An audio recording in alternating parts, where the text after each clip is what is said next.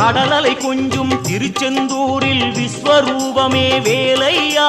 பழமுதி சோலை அறுபடை வீடும் புண்ணிய தரிசனம் முருகையா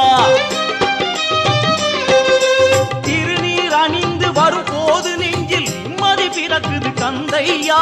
சுகனே சிவனார் மகனே உன்னை பாட பாட சுகமாகுதையா வேல் முருகா அரோகரா அரோகரா வேல் முருகா